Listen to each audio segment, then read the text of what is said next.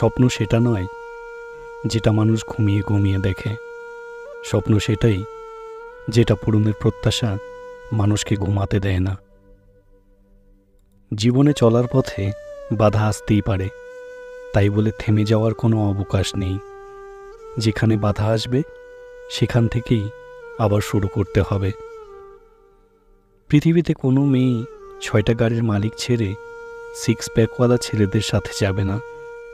তাই জিমে যাওয়া বন্ধ করে কাজে যাও। আপনি যদি গরিব হয়ে জন্ম নেন তাহলে এটা আপনার দোষ নয়, কিন্তু যদি গরিব থেকেই মারা যান তবে সেটা আপনার দোষ। কখনো ভেঙে পড়ো না। পৃথিবীর যা কিছু হারিয়ে যায় অন্য কোনো রূপে সেটি ঠিকই আবার ফিরে আসে জীবনে।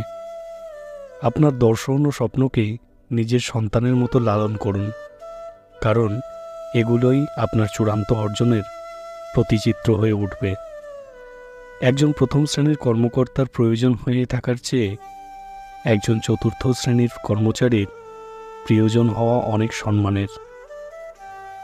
সব শক্তি আপনার মধ্যে আছে, সেটার ওপর বিশ্বাস রাখুন।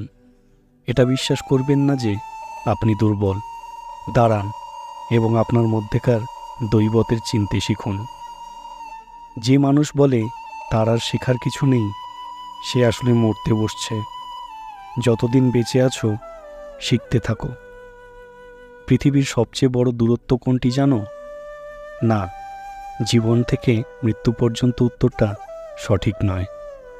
সবচেয়ে বড় দূরত্ব হলো যখন আমি তোমার সামনে থাকি কিন্তু তুমি জানো না যে আমি তোমাকে কতটা ভালোবাসি। যারা তোমাকে সাহায্য করছে তাদের কখনো ভুলে যেও না। যারা তোমাকে ভালোবাসে তাদের কখনো ঘৃণা করো না। যারা তোমাকে বিশ্বাস করে তাদের কখনো ঠকিও না। এই পৃথিবীতে কোনো কিছুই চিরস্থায়ী নয়, এমনকি আমাদের সমস্যাগুলিও না।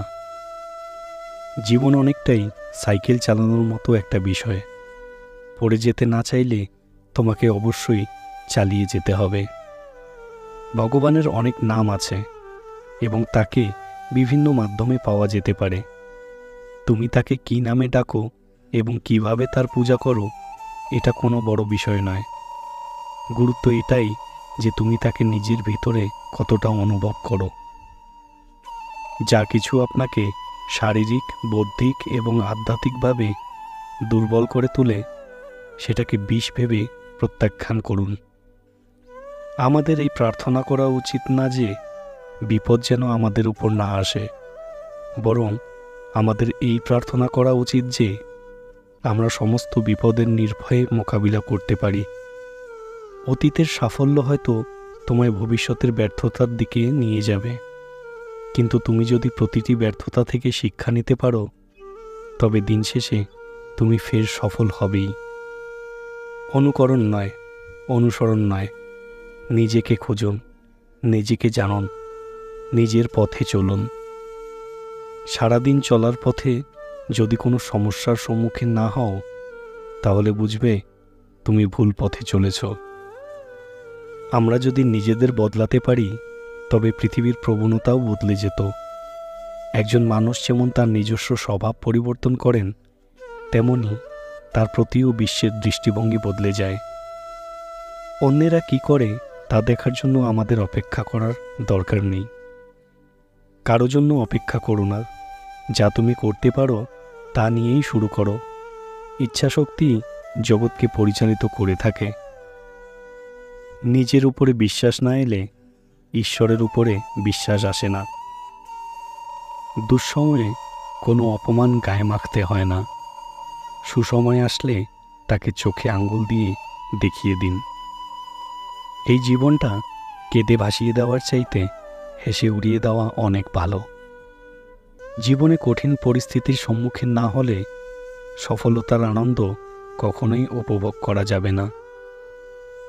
আমরা তখনই স্মরণীয় হতে পারব যখন আমরা আমাদের তরুণ প্রজন্মকে সমৃদ্ধ ও সুরক্ষিত ভারতবর্ষ উপহার দিতে পারব।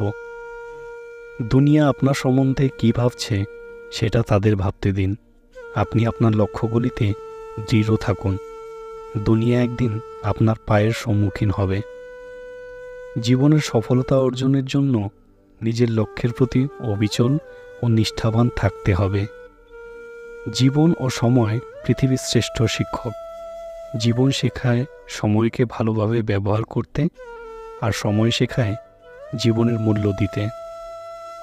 আমাদের হার মেনে নেওয়া উচিত নয়।